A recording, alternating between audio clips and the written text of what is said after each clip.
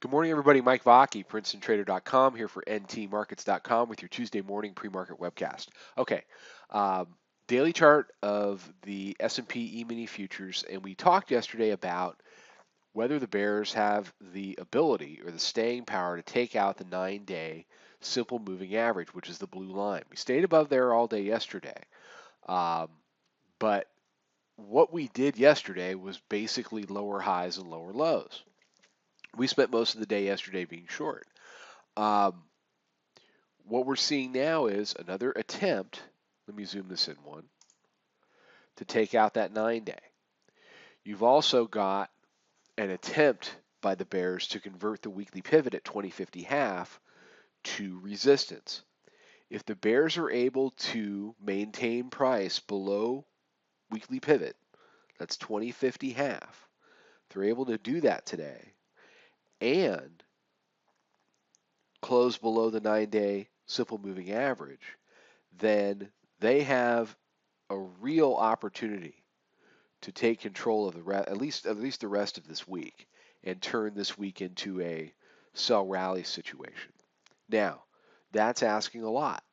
They're going to have to survive the dip buyers. They will be here in the regular session. They always are, and they're going to try to take it right back up. And the issue is going to be, can they do so?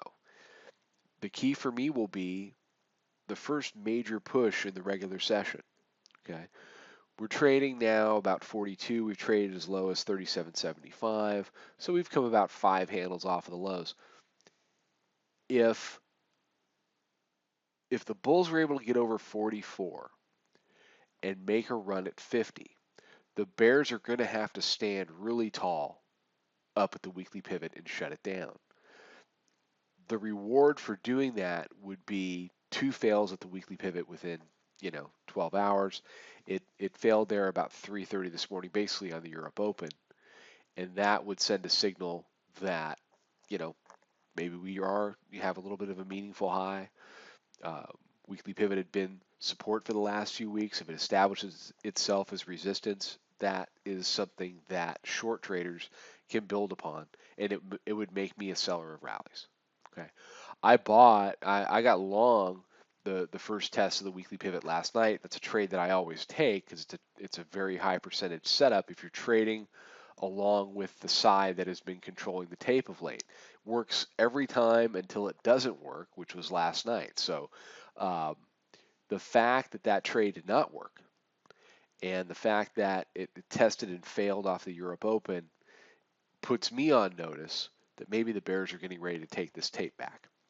A lot of that's going to depend on how they act today. So pretty important day for me to keep an eye on and see where we are. The pressure is on the bulls to perform. The bears have to just hold the ground that they've already taken in the overnight session. But lately for the bears, that's been a lot easier said than done. So we'll see. All right, everybody have a fantastic day. Follow us at Twitter at Princeton Trader. Check out the website. Come check out the chat room. I'll be back tomorrow morning with another webcast. Trade 'em well, everybody.